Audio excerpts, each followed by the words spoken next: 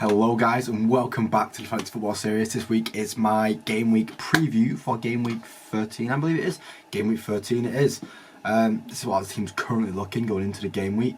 We have Trippier against Chelsea, Dalot against Everton, and Slater against Brentford picking up the defence with Areola against Burnley behind them. Huang against Fulham, it's a nice game. Son against Villa, could potential there. Salah against City is always going to be a good game. Bowen is a doubt against, with a knee injury against Burnley. Julian Alvarez against Liverpool. Solanke against Sheffield, and Watkins against Spurs. You've got to keep Watkins in because Villa are the top goal scoring team in Europe right now. Not just the Premier League, in Europe. That's crazy from Aston Villa. That's why Pedro Porro is not on the bench. In fact, I want to put Pedro Porro behind Pau Torres. I'm looking at taking out Matoma, so that solves my Bowen dilemma, and I might even take out Son this video. We're going to look at those potential replacements now. We are going to take them both out of the team.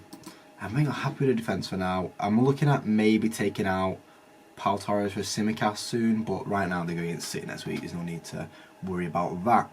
I don't want to look at City versus Liverpool.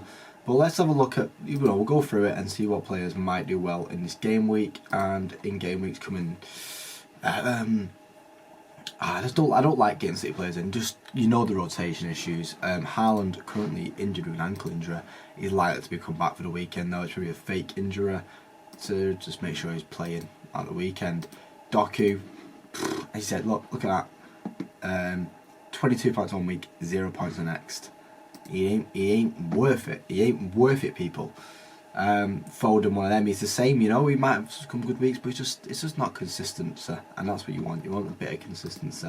Liverpool, you get a lot more consistency with Liverpool. You know the players who are starting, like Balzai. Even Luis Diaz is going to be starting a lot more now that his father is back and safe. Apparently, they're going to be back watching this game in the weekend. But it's one of them you got to wait and see. It's maybe get him in the team. Darwin Núñez is probably one that people are running towards, but I'm not running towards it. West Ham versus Burnley. I don't really want. I've only got Bowen. I don't really look at anything else from that game. Crystal Palace versus Luton. Crystal Palace. Right. Go to the fixtures. These next three fixtures. People that look at like a free fixtures time. That looks really nice for the next three fixtures. However, you go after that and you go to doom. And that's why I'm not touching Palace. If you guys want to go for Palace, Eze is back now. It might be worth going for. And if not, just go for an Anderson because that is the safest option there. Sorry, whoever we're on to next. I'm looking at Luton and Newcastle. Let's look at how Newcastle are doing against Chelsea. We were off some decent results recently. Wilson and Isak both currently injured. A lot of injuries in the team. A lot. Midfield, that's probably going to compromise of Joelinton, Bruno G, and maybe Willock. And a front three of, oh my god, Almiron, Gordon, Richer. Yeah,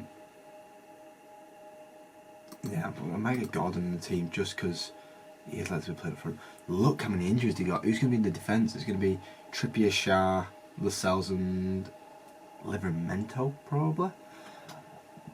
Crazy happenings right now at Newcastle. That might be why you might want to avoid him. Who's the physio for Newcastle? You need to get that sorted, lads, because that's worrying. The players that might have to take advantage of that playing for Chelsea. Sterling, everyone's going for Palmer. So much Palmer hype. Guys, right? What? 4 goals for the year? 4 penalties. 4 penalties, mate. You know what? I'll get it. I'll get Douglas Luiz in. No, because he just takes penalties. Not worth it. Not worth it. I'm going to die on that hill, and I might regret it, but for now I'm not going to regret it. And then Sterling has potential. I just do feel like there's better ways to use it, and these next 3 fixtures do look tough, but these do start to look really nice after that. So, if to get through these fixtures nice, then maybe we might have a bit of place for them in the team. Nottingham versus Brighton. Honestly, the way Brighton played, this could go either way, really. If you look at a Nottingham player, Witherland being injured, you want to go Gibbs White. He only injured again. He's a fix up. Another groin injury, not until February. Yeah, in fact, don't go for Forest. Brighton. I just took a Brighton player out in Matoma because he's just not playing enough. I don't care about his injury, he's just not playing enough for me. But with his injury, it might open a door for an Dingra or an Ansu Fati. So if you're feeling Brighton, if you're just feeling Brighton this weekend, then yeah, go for an Dingra, go for an Ansu Fati. that's what I can recommend for you. Sheffield versus Bournemouth, not a game I want to look at one bit. If you want to get one of them players in, get Cameron Archer. That's what I'm going to say. Or Solanke. I do have Solanke in the team myself. Brentford versus Arsenal, a game that can just go either way. A lot of people are just going, yeah, it's an easy win for Arsenal. You want Arsenal defenders, but I mean, you're not giving enough credit to Brentford as a team. I don't want any Brentford players, but I do feel like they deserve a bit more credit. I do want, however, Saka in my team. I've just not had him in my team for long enough, and I feel like I'm being punished by it. So yeah, Saka goes in right now. It gives me 2.8 mil to spend on the side on someone if I feel like it anytime soon. Yeah, Saka's in the team right now. Spurs versus Villa. Let's look at them Spurs players. I've just taken Son out, but you guys might want to get Son in. I don't know. I ain't you. I'm not going to get Son in because it's just getting tougher and tougher. Never game that they perform well in. Don't know. It's one of them. I was going to keep them out for now. I'm not going to touch it. Spurs fell off the past couple of games, and it's just not for me really. Especially with Maddison being injured, it just fell apart. Let's go Villa. As I said, the highest goal scoring team in Europe right now. He needs to get some action. They do have a tough couple of games coming up, but maybe a Diaby might sneak into your interest. Spurs away, Bournemouth away, and then City and Arsenal at home. It's not the best run, it's not the run that you'd want to see, but it's not a run that you're going to be complaining at, especially when being at home in them big games. I already have Watkins in, I don't want to double down on it anymore, I don't think. So for now, I mean, Diaby is a really good shout to get in. If Bowen's injury seems to be taking any longer, maybe next week bring in Diaby when they're playing against Bournemouth, potentially. But this game week against Spurs, I'm going to keep him out. I'm going to keep all my cards on the Watkins deck. And I feel like I'm happy with that. Everton versus United. Obviously, I'm not going to look at any Everton players. I'll look at Everton players just for you guys. Not for me. I don't want any Everton players. If you had to get someone this game week, guys, maybe a Harrison or Calvert-Lewin. Calvert-Lewin always seems to score against us. So if you're going to get someone in to score against United this week, I'm going to go with Calvert-Lewin. However, I don't need to go on that.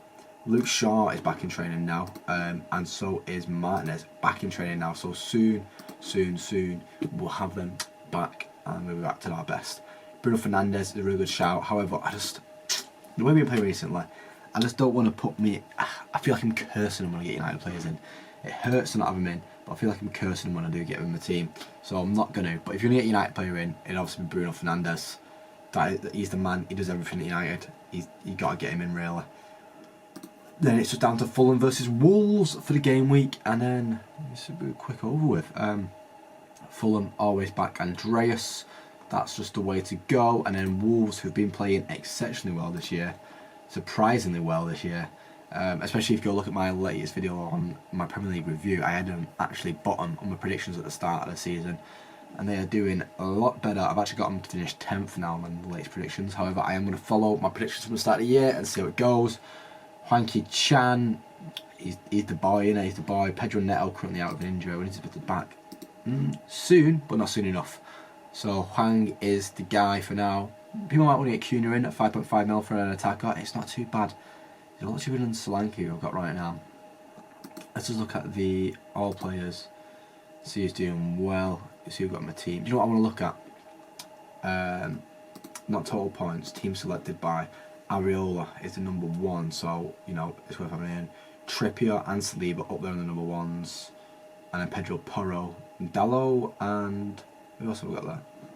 1, 2, 3.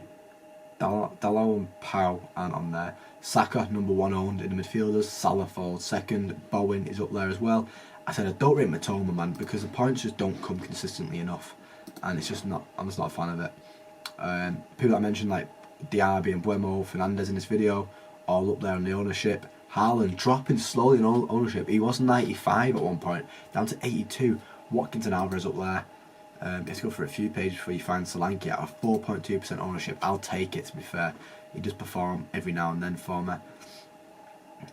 Gordon up there in the midfielders at 11.1%. I'm just missing Hwang, I think, who's a bit of a undercard. Yeah, I agree to that. Dalot not on the list yet either. Hwang Chan at 5.4, very nice. Oh, Dalot looks like he's going to be well lower than the rest. At 3.8% ownership, that's why it's worth having. And a 3.9 for Pau Torres, that's why it's worth having. And then Flecken, what's he got? 2.6. See, this is why it's worth having these guys in your team, guys. they're just nice players to have. Gordon, I like Gordon being, what was he, 11% ownership? He's on the second page there. It's where, you know, enough people have been there to influence him, but not enough where if he has a good game week, it won't matter. Like, if Hal has a good game week, does it matter for a lot of you? It just matters to me, really, who gets a negative effect off it. You guys don't get really a positive effect off it because you all love Haaland.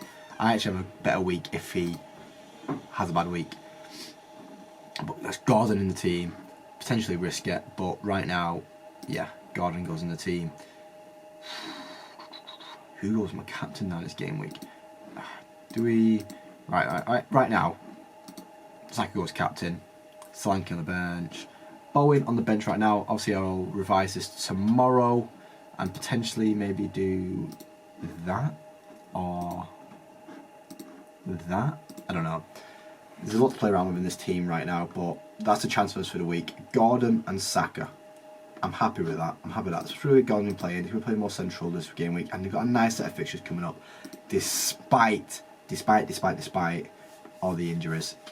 Fingers crossed, in December it's going to be a hectic month for them. Hopefully it works out for me and for them. Yeah, it'll be nice. Well, thank you for watching, guys, and I'll see you on the next video. Cheers.